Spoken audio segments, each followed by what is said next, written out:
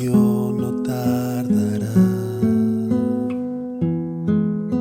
En letras grandes para que lo puedan ver. Toda gloria se verá. Del conocimiento la tierra se llenará. Y les dijo: ¿por qué estáis así amedrentados? ¿Cómo no tenéis fe? Estás escuchando Un Corazón Nuevo de Wendy Bello. En este libro vamos a explorar diferentes declaraciones hechas por el Señor Jesús a lo largo de los Evangelios, las cuales se relacionan con el tema de un corazón nuevo, partiendo de una premisa.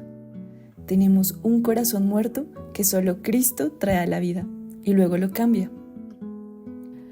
Mi corazón y el tuyo nacen contaminados por el pecado que heredamos y por lo tanto necesita ser regenerado, hechos nuevos.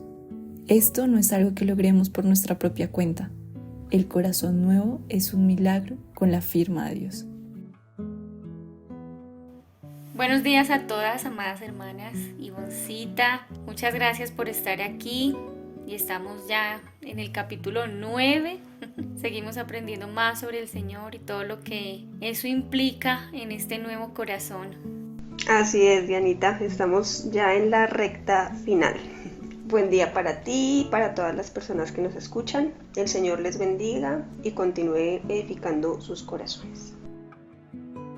Mientras preparaba este capítulo recordé una porción del libro Esperanza de David Jeremiah. No voy a entrar en detalle porque de hecho este libro lo vamos a estudiar aquí en Añade a tu Fe, pero sí quiero mencionar solo una frasecita que me impactó y que tiene que ver justamente con este capítulo. Todas recordamos el suceso de Marcos 4:35-37, el asunto de la tormenta, y dice ahí que al atardecer Jesús dijo a los discípulos: crucemos al otro lado. Así que dejaron a las multitudes y salieron con Jesús en la barca. Otras barcas también lo seguían. Luego vino una tormenta feroz y bueno, ya sabemos todo lo que hay ahí en esos pasajes. Y uno se queda pensando, Ivonne, ¿por qué, aunque los discípulos estaban con el Señor todo el tiempo, ellos estaban escuchando todas sus enseñanzas? Ellos vieron a Jesús haciendo milagros. Ellos vieron a Jesús confrontando a los religiosos. Ellos vieron a Jesús sanar a la suegra de Pedro, libertar a un hombre que tenía un espíritu inmundo. Lo habían visto ayunar 40 días. Lo habían visto ser tentado. Lo vieron sanar al leproso. Ya había pasado incluso lo del hombre de la mano seca. Lo vieron de tantas formas, Ivonne, que uno pensaría que la fe de ellos era una fe supremamente sólida, porque entonces ya sabían quién era el Señor Jesús y que incluso habían escuchado tantas cosas salir de su boca. También uno piensa que nunca tendría un tipo de quebrantamiento en su fe, ese quebrantamiento de la fe, o sea, de la duda. Mejor dicho, que no habría como inseguridad o como incredulidad. Pero en realidad esos pasajes de Marcos nos dejan ver lo contrario. Vemos que a pesar de que ellos habían visto tantas cosas en el momento en que vino la tormenta, su fe fue puesta a prueba. Y de hecho, podríamos decir que ellos olvidaron de quién era el Señor Jesús. En medio de esa tormenta, Jesús era real en todas esas verdades, en su mente.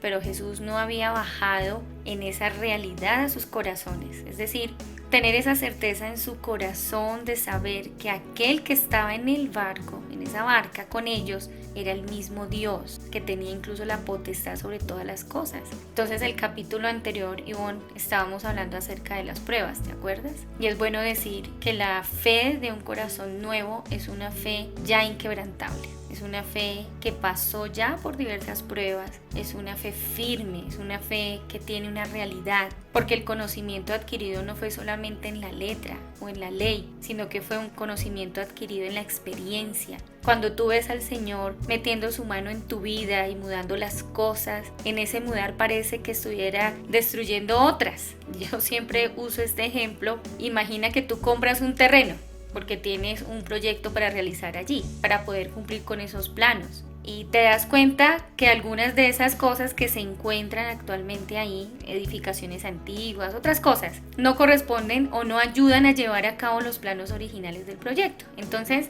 lo primero que tú harías es entrar a trabajar en el terreno, ¿verdad? Si hay una casa, por ejemplo, deberías tumbar esa casa para poder levantar sobre ella la casa de tus planos. Puede ser que en este momento, amada hermana que me estás escuchando, tú vas a ver solo escombros.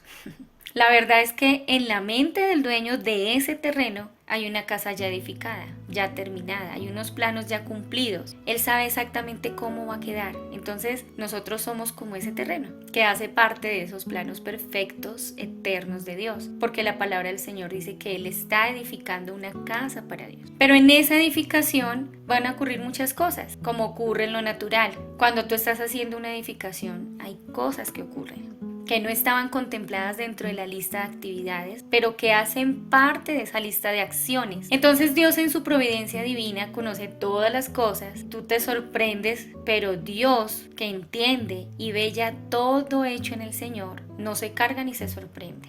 El Señor permite ciertas leves tribulaciones porque es necesario para poder llegar a cumplir esos planos originales. Hay que tener en vista eso, que aún en medio de la ruina debemos reconocer que esa ruina no será eterna. Es decir, es solamente parte del trabajo, que aunque nuestros ojos naturales no logran ver la hora terminada, Dios sí la ve. Que en un momento toda esa ruina va a cambiar y que al final lo que va a quedar es esa obra ya completa. Entonces en ese momento vas a olvidar que un día ese terreno contuvo ruina. Debemos permitir al Señor que transforme nuestros pensamientos, que en medio de la prueba nos conceda la gracia de ver las cosas como Él las ve, que como Él dijo antes, que Él estaría todos los días con nosotras hasta el fin del mundo.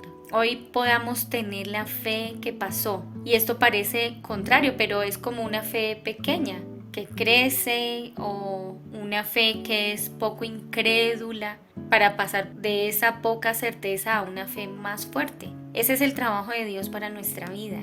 En esa dirección nosotras, Ivonne, y todas las que están hoy oyendo, debemos caminar hacia el Señor. Y yo veo esta situación muy dura, no sé exactamente, tal vez si estás pasando una situación muy dura, sé que los caminos del Señor son más altos que tus caminos y los míos, y que los pensamientos del Señor no son mis pensamientos, y que el Señor tiene planes de bien y no de mal.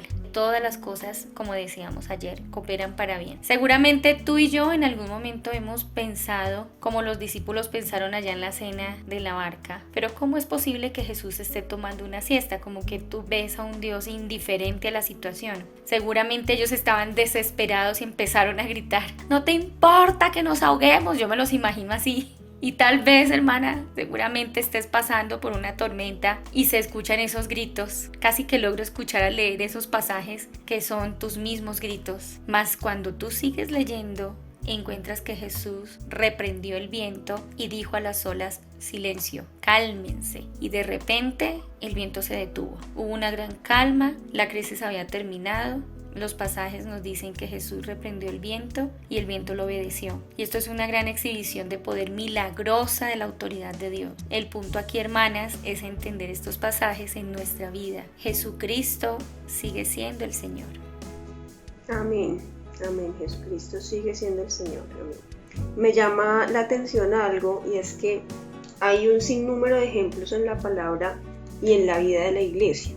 Tenemos registro de biografías impresionantes en donde nítidamente vemos la mano de Dios en la vida de hombres y mujeres que Dios mismo ha levantado, y son cualquier cantidad de circunstancias diferentes las que pasan en todos estos ejemplos que vemos. Pero me atrevería a decir que si tomamos todos esos ejemplos y extraemos de ellos lo que los relaciona, vamos a encontrar por un lado que Dios está cumpliendo su propósito a gran escala, pero también a nivel personal, en una escala más íntima, con cada uno. Y entonces en relación a las personas debemos pasar por pruebas, ninguno está exento de prueba. Para aquellas personas que pasan la prueba y son aprobados tras la prueba, lo que resulta es la consolidación de las bases de la fe, aunque lamentablemente hay muchos que no son aprobados, y el resultado de esto es que su fe se desvanece. Esto último sucede porque hemos malentendido la fe, pero como la verdad es objetiva, esta da frutos que dan evidencia, y por eso quienes tienen una fe fingida no permanecen, no perseveran, mientras que quienes tienen una fe genuina en su andar diario, su fe se va fortaleciendo. Ese malentendimiento de la fe ha causado mucho daño y lamentablemente ha herido muchos corazones y los ha hecho endurecerse contra el Señor. Pero no se dan cuenta que a veces es el propio error de las personas por buscar el beneficio y no al que da el beneficio. Voy a mencionar algunos ejemplos de esta fe malentendida o de esta fe fingida, y es probable que nos sorprendamos de poder estar cayendo en alguna de esas creencias equivocadas. En la primera, recuerdo una frase del filósofo francés Voltaire que dijo: "La fe consiste en creer cuando se está más allá del poder de la razón". En esta definición, que es muy acogida actualmente, incluso en entornos cristianos lamentablemente, ha determinado que la razón abarca todo lo que se puede conocer y que la fe solo sirve para definir lo que va más allá de lo conocible. Da la idea de que hablar de la fe requiere un contexto de incertidumbre y como un conjunto de proposiciones que tienen la probabilidad de ser ciertas, pero que no se pueden comprobar y que una vez comprobadas dejan de ser fe y pasan a ser razón. Entonces separa totalmente la fe de la razón, pero el concepto bíblico de la fe no es así, que por el contrario el Señor nos ha dado toda la evidencia que podemos razonar. Entonces todo lo que tenemos que saber para que nuestra fe sea sólida, basada en una base firme, valga la redundancia, inamovible y no en ideas que vienen y van. Todo eso ya el Señor nos lo ha dado. Por otro lado, la fe también se ha considerado una frase de lengua para afuera que ha declarado que Dios existe y que es uno. En Santiago 2:19 dice: "Tú crees que Dios es uno y haces bien. También los demonios creen y tiemblan". Decir una verdad tan clara como esta y decir que la creemos no es sinónimo de que seamos mujeres de fe. Una persona que dice creer que Dios existe y que ha intervenido en la historia, pero sus obras demuestran que no se ha rendido al señorío de Dios, no tiene fe. Por eso también Santiago nos habla que la fe sin obras es muerta. Como tercer punto, otra forma de fe falsa, podríamos verla en Juan 2:23 al 25, que dice así: "Muchos creyeron en su nombre, viendo las señales que hacía, pero Jesús mismo no se fiaba de ellos porque conocía a todos". Y en el 3:2 nos muestra lo que Nicodemo le dijo a Jesús, el motivo por el cual venía a buscarlo. Le dijo: "Rabí, sabemos que has venido de Dios como maestro, porque nadie puede hacer estas señales que tú haces si no está Dios con él". Entonces vemos que estos creyeron en lo sobrenatural y anhelaban ver más milagros, las señales. Asimismo, cuando nosotras estamos detrás de lo externo, de ver exteriormente bendiciones, y este bendiciones es entre comillas porque el entendimiento de bendiciones aquí es tener carro, casa, beca, amor, salud, felicidad y expresiones llamativas y atractivas que le atribuimos a Dios.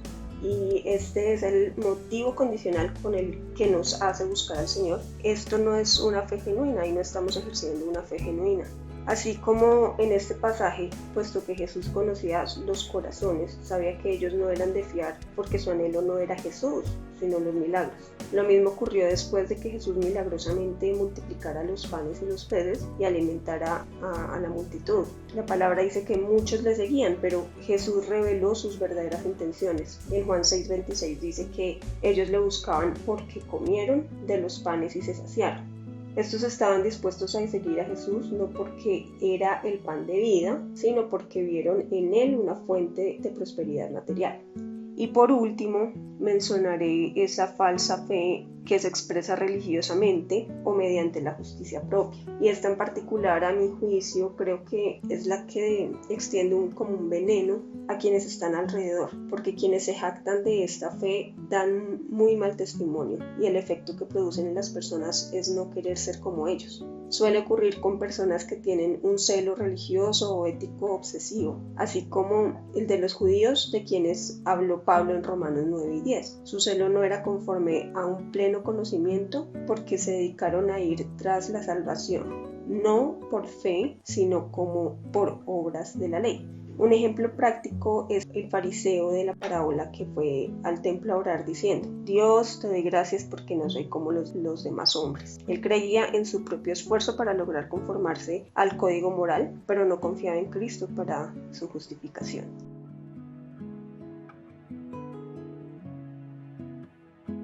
Es pues la fe la certeza de lo que se espera, la convicción de lo que no se ve, porque por ella alcanzaron buen testimonio los antiguos. Por la fe entendemos haber sido constituido el universo por la palabra de Dios, de modo que lo que se ve fue hecho de lo que no se veía. Por la fe Abel ofreció a Dios más excelente sacrificio que Caín, por lo cual alcanzó testimonio de que era justo, dando Dios testimonio de sus ofrendas, y muerto aún habla por ella. Por la fe Enoc fue traspuesto para no ver muerte, y no fue hallado porque lo traspuso Dios. Y antes de que fuese traspuesto, tuvo testimonio de haber agradado a Dios.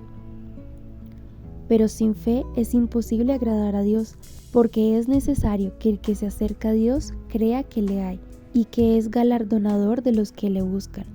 Por la fe Noé, cuando fue advertido por Dios acerca de las cosas que aún no se veían, con temor preparó el arca en que su casa se salvase, y por esta fe condenó al mundo, y fue hecho heredero de la justicia que viene por la fe.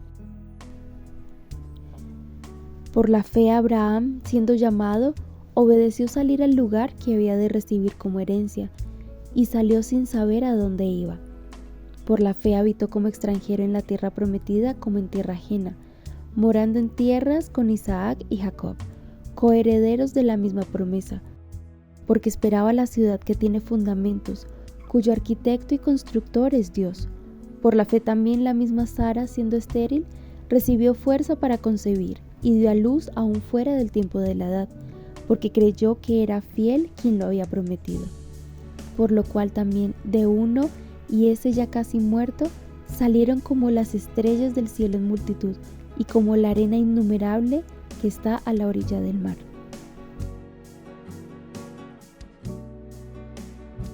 El diccionario bíblico ilustrado Holman dice que la fe es la respuesta humana de confianza frente a la revelación que Dios hace de sí mismo por medio de sus palabras y acciones. Es decir, que Dios espera que confiemos en Él.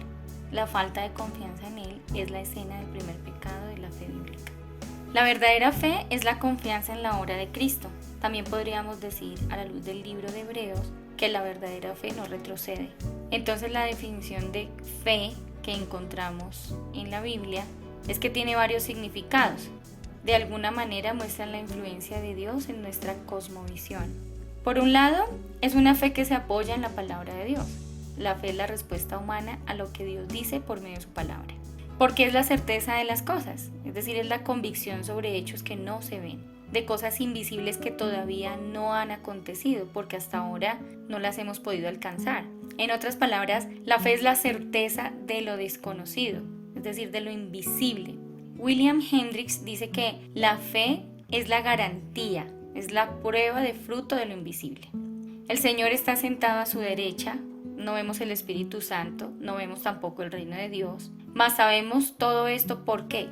Porque el Dios invisible se reveló a nosotros en su palabra y en el propio Hijo suyo hecho carne. Entonces, esa fe es la confianza invaluable de que un día Dios cumplirá todas esas promesas preferidas. Por lo tanto, la fe no genera dudas. La fe tampoco es un pensamiento positivo. La fe que tenemos en Dios, nuestro objetivo está en su palabra, en su fundamento, porque nosotros creemos que Dios prometió, entonces confiamos porque la palabra de Dios nos habla. Descansamos porque sus promesas son inquebrantables. La fe es como un título de propiedad de cosas que se esperan, porque las cosas que se esperan tienen existencia independientemente de la fe. Es decir, la fe sin promesas de Dios no es fe. De modo que alguno no pasa de mera persuasión. Por otro lado, la promesa sin obediencia tampoco es fe, es incredulidad. Y Hernández Díaz López dice que también podemos decir que la fe va de la mano con la aprobación de Dios. O sea, nuestros antepasados confiaron en la palabra de Dios. ¿Se afirmaron en qué? En sus promesas. Y obtuvieron la victoria. Obtuvieron de Dios un buen testimonio. La fe honra a Dios y Dios honra la fe. No pasemos por alto que los hombres tampoco pueden ayudar a Dios. La fe es reconocer el poder de Dios. La fe proporciona entendimiento de acontecimientos que no pueden ser plenamente eludidos racionalmente. Por ejemplo, el relato de la creación registrada en las escrituras no es formado por leyendas antiguas de conceptos mitológicos, es una revelación confiable de Dios. Hoy podemos palpar y entendemos que el universo aconteció de la mano de Dios. El universo fue formado en materia no eterna. Como pensaban antiguamente los griegos, el universo no surgió de una generación espontánea. Él tampoco es producido de una explosión cósmica, no se produjo del desorden. Recuerden que nunca una explosión ha traído orden y vida a nuestro planeta Tierra. Por ejemplo, está rigurosamente en el lugar perfecto. Sabemos que si estuviéramos un poquito más cerca del Sol, moriríamos quemados. Pero también si estuviéramos más lejos, moriríamos congelados. Si la luna no estuviera exactamente donde está, no tendríamos los fenómenos de los mares, no hubiese el fenómeno de las playas, tampoco habría vida en la Tierra. Entonces esta perfección no puede surgir de la nada, son evidencias de acontecimientos que Dios dijo que hizo. Y nuestra fe no está fundada en ideas locas, cada una de ellas tiene evidencias, Ivonne. Entonces esos acontecimientos, amadas hermanas, que leemos a través de Génesis y hasta Apocalipsis son acontecimientos que han sucedido, que afirman nuestra fe, que están sucediendo, que confirman nuestra fe y que sucederán, que fortalecen nuestra fe. Ahora, esta fe usted la ve en obediencia de aquellos que por la fe vivieron. ¿Sí? El escritor de Hebreos comienza con un listado de héroes de la fe, como la primera familia de la tierra en el tiempo del diluvio. También Abel ofreció más excelente sacrificio que Caín. También nos deja ver la vida del ofertante, el fundamento de la oferta. El Señor se agradó de la ofrenda de Abel, pero se desagradó de la ofrenda de Caín. Al primero, Dios lo recibe. Al segundo, lo rechaza, porque el primero estaba dando lo mejor. Vemos también a Enoc, en este creer, que significa vivir con Dios, en un hecho regular de oración. No fue un día específico, o un día a la semana, no fue solamente el domingo. Y eso nos relata que nuestra vida pertenece a Dios. Él lo vivió en medio de una generación perversa también. Pero él sabe qué es andar con Dios. Él se deleita en Dios. No vivió sublimemente encima de la corrupción de su tiempo. Su intimidad con Dios era tal que Dios le usó. Y reconoce para sí, agradó a Dios en su vida, ejemplificando el principio de que sin fe es imposible agradar a Dios. Otro ejemplo es Noé, que en el trabajo de fe quiso vivir sobre un mundo perverso y prontamente fue guiado para construir el arca. Él no solamente escuchó la voz de Dios, inmediatamente se colocó en posición de trabajo para producir esa obra que Dios estaba encomendando en sus manos. Entonces, también sabemos que la fe sin obras es muerta. Y así varios personajes en la palabra nos mostraron diferentes tipos de manifestaciones de fe. Todos estos murieron en la fe y algunos sin haber recibido la promesa, y habiendo visto desde lejos, aceptando con gusto, confesando que eran extranjeros y peregrinos sobre la tierra, porque los que dicen tales cosas claramente dan a entender que buscan una patria propia. Y nuestra fe, amadas hermanas, no solamente va a ser probada, va a ser afinada también. Dios va a exigir que haya frutos en esa fe, que haya un trabajo, que haya un avanzar, que sea ofrecido con lo más excelente para Él. Eso es muestra del corazón que tenemos para Dios. La fe implica creer y tener una actividad diaria con Él, conociéndole más profundamente, porque como habíamos dicho, sin fe es imposible agradar a Dios. Conforme a la fe murieron todos estos sin haber recibido lo prometido, sino mirándolo de lejos y creyéndolo y saludándolo y confesando que eran extranjeros y peregrinos sobre la tierra. Porque los que esto dicen claramente dan a entender que buscan una patria, pues si hubiesen estado pensando en aquella de donde salieron, ciertamente tenían tiempo de volver, pero anhelaban una mejor, esto es, celestial, por lo cual Dios no se avergüenza de llamarse Dios de ellos, porque les ha preparado una ciudad. ¿Recuerdan las palabras de Pablo a los filipenses estando en la cárcel?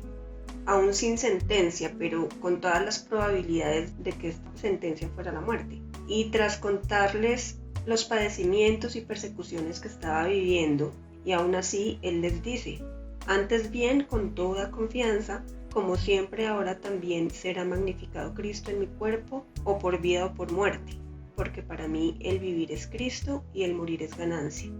Hermanas, esta escena es sobrenatural, de verdad. Esto solo es producto de un corazón afirmado en la fe, porque sabe en quién ha creído.